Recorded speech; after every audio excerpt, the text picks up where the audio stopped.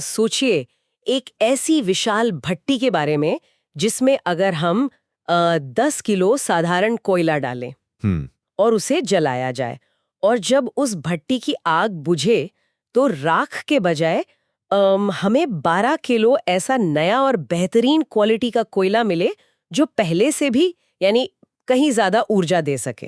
अरे वाह, सुनने में तो ये बिल्कुल किसी जादू जैसा लगता है। बिल्कुल, मतलब भौतिक विज्ञान यानी फिजिक्स के जो नॉर्मल नियम है ना, उनके हिसाब से तो ये एकदम असंभव लगता है, क्योंकि जितना ईंधन जलेगा ऊर्जा उतनी ही मिलेगी, बल्कि कुछ ऊर्जा तो वेस्ट ही होती है ना? सही बात है, एकदम सही।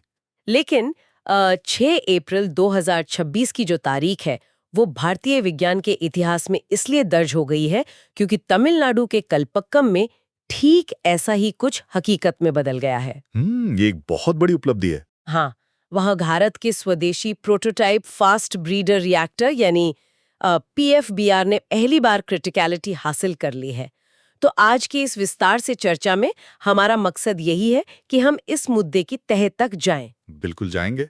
और इसके लिए हमने प्रेस इन्फॉर्मेशन ब्यूरो यानी PIB की रिपोर्ट्स, JETR का रिसर्च पेपर और एशियनेट, अल जजीरा और इंडिया टुडे जैसे संस्थानों के न्यूज आर्टिकल्स का गहराई से अध्ययन किया है।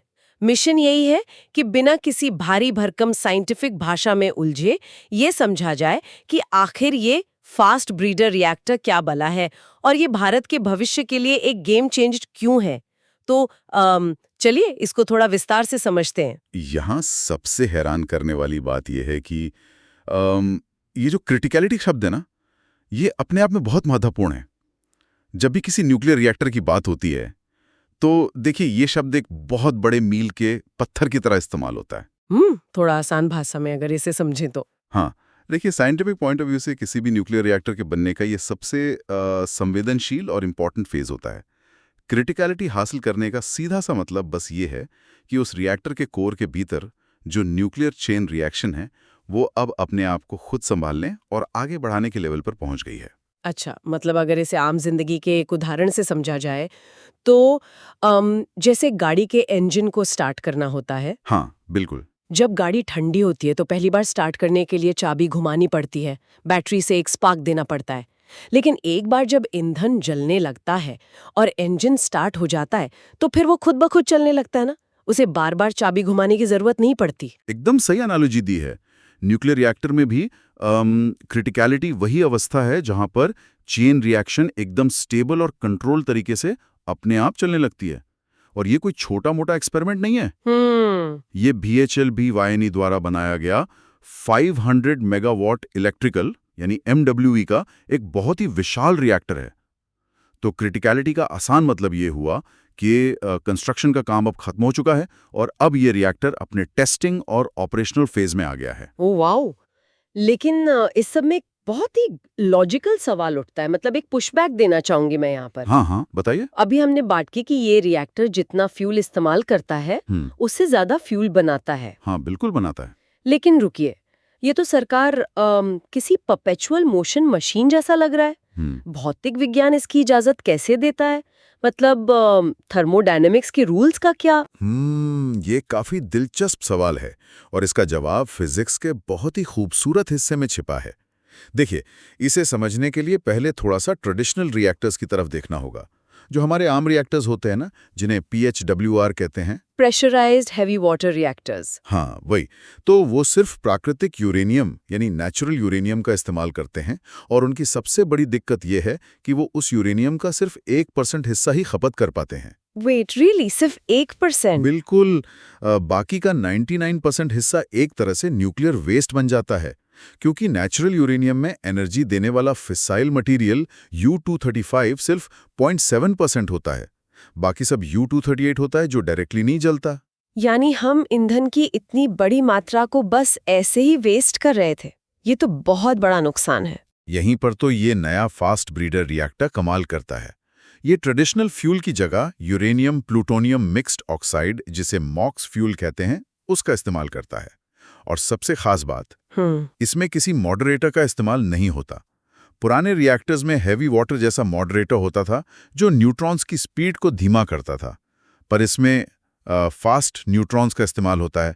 इसीलिए इसे फास्ट ब्रीडर कहते हैं। अच्छा, तो ब्रीडर शब्द कहाँ से आया? ये ब्रीडिंग कैसे होती है? हाँ, वहां आता हूँ। तो होता यह है कि रिएक्टर के कोर के चारों तरफ ना उस बेकार बचे हुए यूरेनियम 238 का एक बहुत मोटा ब्लैंकेट लगाया जाता है। ओके। और जब कोर से निकलने वाले वो बेहद तेज फास्ट न्यूट्रॉन्स इस ब्लैंकेट से टकराते हैं तो एक रिएक्शन होता है। ये बेकार U-238 एक बिल्कुल नए और बेहद शक्तिशाली फ्यूल में बदल जाता है, जिसे प्लूटोनियम 239 या Pu-239 कहते हैं। और इसी प्रोसेस को ब्रीडिंग कहा जाता है। भट्टी की दीवारों पर रखे वेस्ट को एक नए फ्यूल में बदल रहा है। ये तो सच में किसी चमत्कार से कम नहीं लगता। और ये लिक्विड सोडियम का क्या चक्कर है? मैंने पढ़ा था इसमें पानी यूज नहीं होता। बिल्कुल सही पढ़ा था। क्योंकि हमें फास्ट न्यूट्रॉन्स चाहिए तो पानी उन्हें धीमा कर देगा। इसीलिए इस रिएक्टर में कूलिंग के लिए लिक्विड सोडियम का इस्तेमाल किया जाता है। ये सोडियम गर्मी तो बहुत जल्दी सोख लेता है, लेकिन न्यूट्रॉन्स की स्पीड को कम नहीं करता। ओह, अब समझ आया। लेकिन ये सब सुनकर एक और बात याद आती है। भारत का जो 3 स्टेज न्यूक्लियर प्रोग्राम है, ये अचानक से एक रात में तो नहीं बन गया होगा ना? इसके पीछे एक बहुत लंबा इतिहास है। हाँ, बहुत लंबा इतिहास है। अगर 1950 के दशक में जाएं तो डॉक्टर होमी जहांगीर भाभा ने एक बहुत ही दूरदृष्टि वाला विजन देखा था। उन्होंने उस वक्त इस 3 स्टेज प्रोग्राम की नींव रखी थी। उनको शायद पता था कि आगे चलकर हमारी ऊर्जा की जरूरतें कितनी बढ़ने वाली हैं। बिल्कुल। तो उनका स्टेज 1 था वही PHWRs, जो नेचुरल यूरेनियम से बिजली बनाएंगे और थोड़ा सा plutonium as a by product देंगे, जो कि हमारे पास अभी चल रहे हैं। सही कहा। और फिर आता है स्टेज 2। यहीं पर अपना ये कल्पक्कम वाला FBR यानी फास्ट ब्रीडर रिएक्टर आता है। ये स्टेज 1 से निकले प्लूटोनियम और वेस्ट यूरेनियम को यूज करके और ज्यादा प्लूटोनियम बनाता है और साथ ही एक और नया फ्यूल बनाता है, यूरेनियम 233। यूरेनियम 233। हाँ, और ये यूरेनियम 233 काम आएगा स्टेज 3 में, जो कि पूरी तरह से थोरियम आधारित रिएक्टर्स होंगे। यहाँ पे एक बहुत ही हैरान करने वाला फैक्ट मैं जोड़ना चाहूंगा। हाँ बिल्कुल, बताइए। पूरी दुनिया का सिर्फ 1 या 2% यूरेनियम है भारत में है, लेकिन दुनिया के कुल थोरियम रिजर्व्स का लगभग 35% हिस्सा हमारे देश में है। ये केरला, तमिलनाडु और ओडिशा के समुद्र तटों पर मोनोजाइट रेत के रूप में मौजूद है। एकदम सही। ये हमारा सबसे बड़ा खजाना है। तो इसका मतलब ये हुआ कि ये जो दूसरा स्टेज है, यानी ये कल्पक्कम वाला रिएक्टर, ये असल में एक पुल की तरह है, एक ब्रिज है जो हमें तीसरे स्टेज यानी उस थोरियम को यूज करने तक ले जाएगा। सही पकड़ा। बिना इस फास्ट ब्रीडर रिएक्टर के हम उस थोरियम का इस्तेमाल नहीं कर सकते। ये ब्रिज बनने के बाद ही थोरियम वाली एनर्जी का रास्ता खुलेगा। यहाँ पर बात सच में बहुत दिलचस्प हो जाती है, क्योंकि अगर ये टेक्निक इतनी ही कमाल की है तो बाकी दुनिया क्या कर रही है? मतलब मैंने पढ़ा है कि अमेरिका और फ्रांस जैसे देशों ने भी इस पर अरबों डॉलर खर्च किए थे, पर उन्होंने हार मान ली। क्यों? इसका सबसे बड़ा कारण वही है जिसका जिक्र हमने थोड़ी देर पहले किया था, लिक्विड सोडियम। अच्छा, उसमें क्या प्रॉब्लम है? देखिए, सोडियम साइंस के हिसाब से तो बहुत अच्छा कूलेंट है, पर इंजीनियरिंग के हिसाब से किसी बुरे सपने से कम नहीं। अगर ये लिक्विड सोडियम हवा में मौजूद थोड़ी सी भी ऑक्सीजन के संपर्क में आए तो ये तुरंत आग पकड़ लेता है। बाप रे। और पानी के संपर्क में आने पर तो इसमें भयंकर विस्फोट होता है। अब आप ही सोचिए, एक न्यूक्लियर रिएक्टर के अंदर जहां पानी से भाप बनाई जा रही है, वहां सोडियम को हवा और पानी से पूरी तरह अलग रखना कितनी बड़ी इंजीनियरिंग चुनौती है। ओह, तो इसलिए बाकी देशों के प्रोजेक्ट्स फेल हो गए। हाँ, अमेरिका का जो फर्मी 1 और क्लिंच रिवर प्रोजेक्ट था, और फ्रांस का सुपरफेनिक्स रिएक्टर, यहां तक कि जापान का मोंजू रिएक्टर, इन सभी में सोडियम लीक की समस्याएं आईं और आग लग गई। आखिरकार उन्हें सेफ्टी रीजन से बंद करना पड़ा। तो अभी दुनिया में कौन इसे सफलतापूर्वक चला रहा है? वर्तमान में देखा जाए तो सिर्फ रशिया ही है जो इसका कमर्शियल इस्तेमाल कर रहा है। चाइना अभी इस पर काम कर रहा है, तो उस हिसाब से भारत इस कॉम्प्लेक्स टेक्निक में आगे बढ़ने वाला एक गिना चुना देश बन गया है। लेकिन हमें ये भी नहीं भूलना चाहिए कि भारत के लिए भी ये सफर आसान नहीं था। सफलता कोई एक दिन में नहीं मिल गई।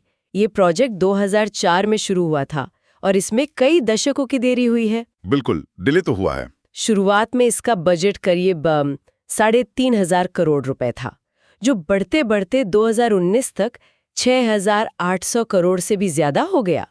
ये सोडियम लीक वाली चुनौतियां हमारे साइंटिस्ट के सामने भी आई होंगी ना? सही बात है। ऐसी टेक्निक जिसे सुपर पावर्ड देश छोड़ चुके हों, उस पर काम करने में टाइम और पैसा तो लगता ही है।